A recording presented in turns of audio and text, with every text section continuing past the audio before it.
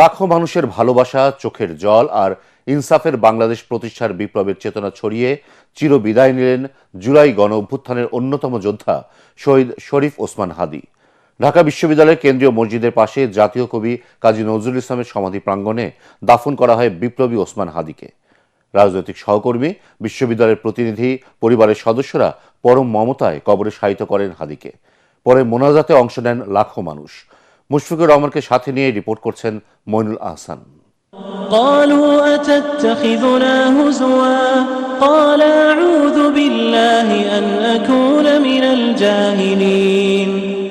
লাখো মানুষের শোক মিছিল বিপ্লবী ওসমান হাদীর মরদেহ নিয়ে আসে ঢাকা বিশ্ববিদ্যালয় এলাকায়।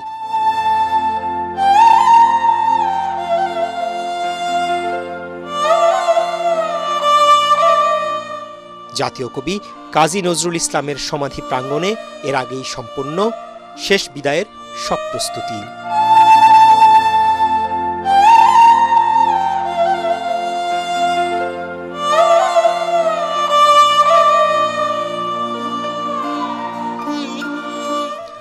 বন্ধু, স্বজন, সহকর্মীরা পরম মমতায় কবরে শায়িত করেন শহীদ ওসমান হাদীকে।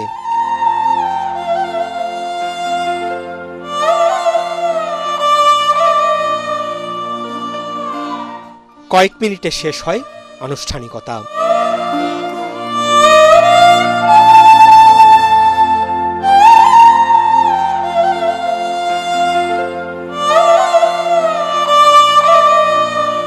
লাখো মানুষ পরম করুণাময় আল্লাহর দরবারে হাত তোলেন হাদীর রুহের মাগফিরাত কামনায়।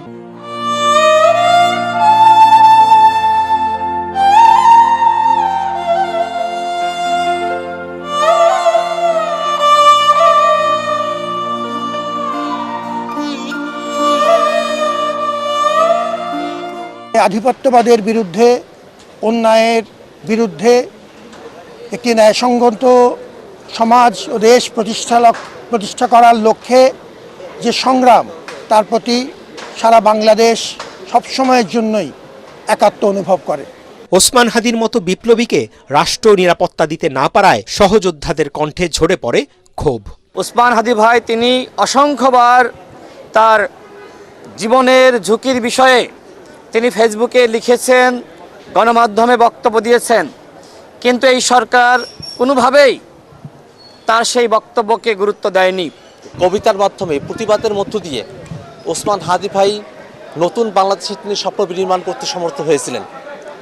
তিনি গণতন্ত্রের বাংলাদেশ চেয়েছিলেন, ইনসাফের বাংলাদেশ চেয়েছিলেন, তিনি আধিপত্যবাদ মুক্ত এক বাংলাদেশ চেয়েছিলেন, যে বাংলাদেশ স্বনির্ভরভাবে বিশ্বের বুকে মাথা উঁচু করে দাঁড়াতে পারে।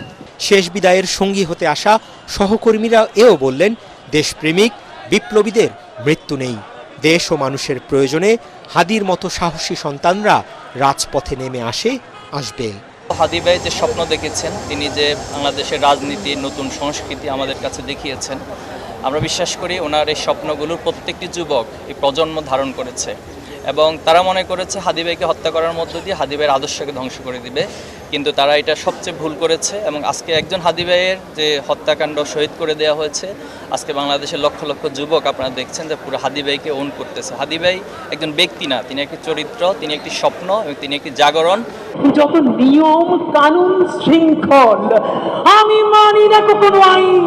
ওসমান হাদী ফ্যাসিবাদ ও আধিপত্যবাদের বিরুদ্ধে আপোষহীন সংগ্রাম, বিপ্লবের যে পথ দেখিয়ে গেছেন, তাকে বুকে ধারণ করবে প্রজন্ম থেকে প্রজন্ম।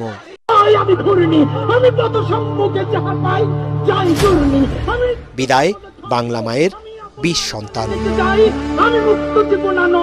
মইনুল আহসান, এটিএন বাংলা, ঢাকা।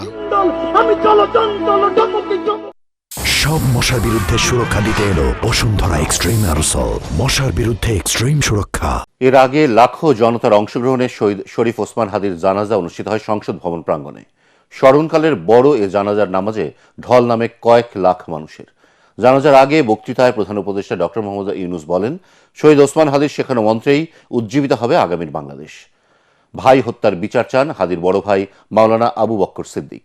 খুনিদের বিষয়ে জানাতে সরকারকে 24 ঘন্টার আলটিমেটামও দেয় ইনকিলাব মঞ্চ। বিস্তারিত জানাচ্ছেন একরামুল হক সায়েম।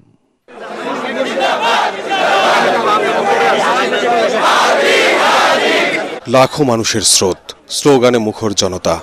আমার ভাই কবরে, খুনি কেন বাহিরে, আমরা সবাই হাদি হব। চোখে মুখে বিপ্লবাদ্রোহের ছাপ, হৃদয়ে ভাই হারানোর হাহাকার, কণ্ঠে আগ্রাসন আর আধিপত্যের বিরুদ্ধে দাঁড়াবার দৃঢ় প্রত্যয়। জুলাই 20 শরীফ ওসমান হাদির বিদায়ক্ষণে সামিল হয়ে ইতিহাসের সাক্ষী হন নানা শ্রেণী পেশা, দল মত কিংবা বয়সের মানুষ। একজন বীরের নামাজের জানাজায় এত মানুষের স্রোত কখনো দেখেনি দেশের মানুষ। আওয়ামী লীগের বিরুদ্ধে জুলাই পরবর্তী সবচাইতে তীব্র কণ্ঠস্বর। জাতীয় সংসদের দক্ষিণ প্লাজায় জানাজার মূল আয়োজন হলেও মানিক মিয়া অ্যাভিনিউর বিশাল রাজপথ ছাপিয়ে ফার্মগেট, আসাদ গেট, বিজয় সরণি সহ চারপাশের সব সড়কে নামে জনস্রোত। বিপ্লবী হাদির জানাজায় অংশ নেন দলমত নির্বিশেষে সবাই।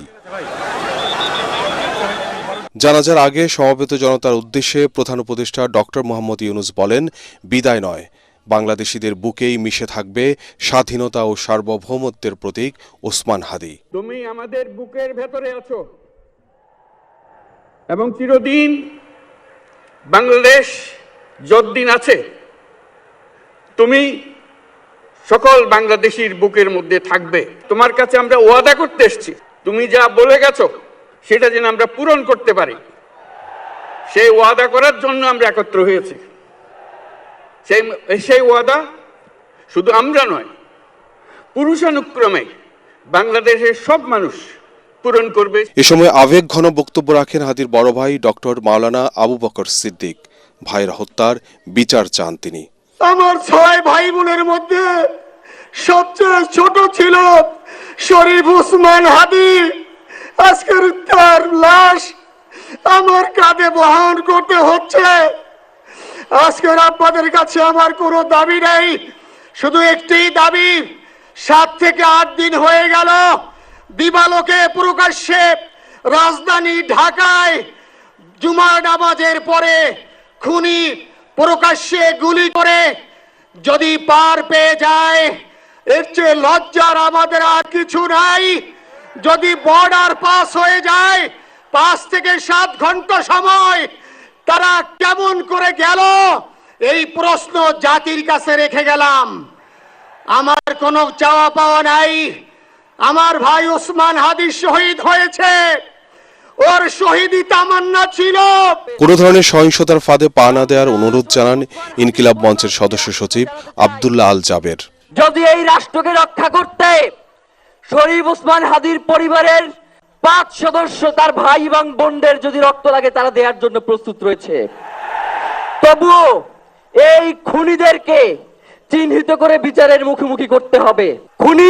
খুনের পরিকল্পনাকারী এবং পুরো খুনি চক্রকে বিচারের আওতায় নিয়ে আসতে হবে এবং আগামী 24 ঘন্টার মধ্যে স্বরাষ্ট্র উপদেষ্টা এবং সহকারী উপদেষ্টা খুদাবক্স তাদেরকে জনতার সম্মুখে এসে তারা এই খুনের ব্যাপারে গত 1 সপ্তাহ ধরে কি পদক্ষেপ নিয়েছে তা জনসম্মুখে জানাতে হবে। ইনকিলাব মঞ্চ ব্যতীত কারো কোনো প্রোপাগান্ডায় আপনারা কোনো ধরনের সহিংসতার পথ বেছে নেবেন না। আল্লাহু আকবার। দুপুর 2টার পর হাদির বড় ভাই মাওলানা আবু বকর সিদ্দিক দেশের স্মরণকালের ইতিহাসের সবচেয়ে বড় জানাজার নামাজের ইমামতি করেন। আসসালামু আলাইকুম ওয়া রাহমাতুল্লাহ। জানাজা শেষে সংসদ ভবন প্রাঙ্গণ থেকে যখন হাদির মরদেহ ঢাকা বিশ্ববিদ্যালয়ের অভিমুখে নেওয়া হচ্ছিল, তখন পেছনে ছুটছিলেন স্লোগানে মুখর ভক্ত অনুসারীরা। জুলাই অভ্যুত্থানে তেজোদীপ্ত বক্তব্য আর সাহসী ভূমিকার মাধ্যমে জনমানুষের সামনে এসেছিলেন শরীফ ওসমান হাদি। গণ অভ্যুত্থানের পরেও প্রতিরোধ প্রতিবাদে তার কণ্ঠ ছিল উচ্চকিত। রাজনৈতিক আর সাংস্কৃতিক আগ্রাসনের বিরুদ্ধে শরীফ ওসমান হাদি এই জাতীয় সংসদে এসে নিজের কণ্ঠকে আরও উচ্চকিত করতে চেয়েছিলেন, কিন্তু তার সেই আশা পূর্ণ না হলেও তার সেই কণ্ঠ এখন প্রতিধ্বনিত হচ্ছে কোটি মানুষের কণ্ঠে।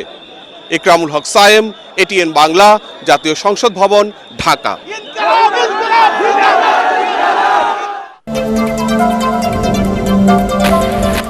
সংসদ ভবন এলাকায় ওসমান হাদির জানাজা পরিণত হয় জনসমুদ্রে। সারা দেশ থেকে আসা কয়েক লাখ মানুষ অংশ নেন এই জানাজায়। দুঃসাহসী এই জুলাই যোদ্ধাকে হারানোর বেদনায় কান্নায় ভেঙে পড়েন অনেকে। দুহাত তুলে প্রিয় মানুষটির জন্য দোয়া করেন সর্বস্তরের মানুষ।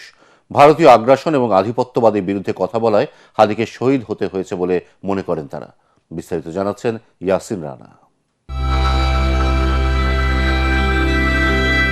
দুপুর 2টায় জানাজার সময় থাকলেও শনিবার সকাল থেকেই সংসদ ভবন এলাকায় ঢল নামে সাধারণ মানুষের। দেশের নানা প্রান্ত থেকে ওসমান হাদির জানাজায় অংশ নেন তারা। নির্ধারিত সময়ের অনেক আগেই কানায় কানায় পূর্ণ হয়ে ওঠে সংসদ ভবনের দক্ষিণ প্লাজার মাঠ, মানিক মিয়া অ্যাভিনিউ সহ আশপাশের এলাকা। আমরা সবাই হাদি হব, যুগে যুগে লড়ে যাব, হাদি ভাইয়ের রক্ত বৃথা যেতে দেব না। তুমি কে, আমি কে, হাদি হাদি, এক হাদি লোকান্তরে, লক্ষ হাদি ঘরে ঘরে। বিপ্লবী এমন নানা স্লোগান সহ আল্লাহু আকবার ধ্বনিতে প্রকম্পিত হয় পুরো এলাকা। জানাজাকে কেন্দ্র করে নজিরবিহীন নিরাপত্তা বলয় তৈরি করে আইন শৃঙ্খলা বাহিনী। জানাজার আগে ও পরে কান্নায় ভেঙে পড়েন হাজারো হাদি প্রেমী। দু হাত তুলে দোয়া করেন হাদির জন্য। তাকে শহীদ হিসেবে কবুল ও জান্নাতের বাসিন্দা করতে দোয়া করেন মহান আল্লাহর দরবারে। শরীফ ওসমান হাদি। জানাজা শেষে ওসমান হাদিকে নিয়ে কথা বলেন রাজনীতিবিদরা। হত্যাকারীদের ব্যাপারে রাষ্ট্রকে সর্বোচ্চ এফোর্ট নিতে হবে। তারা যেখানে থাকুক, সে ওভার দি ব্লু সিজ অথবা অন দি ব্ল্যাক মাউন্টেন, যেখানেই তারা থাকুক, তাদেরকে ধরে আনতে হবে, বিচার করতে হবে। শহীদ ওসমান হাদি মানুষের অধিকারের জন্য কথা বলেছে, বাংলাদেশের স্বাধীনতা সার্বভৌমত্বের জন্য কথা বলেছে, এদেশের মানুষের অধিকারের জন্য কথা বলেছে।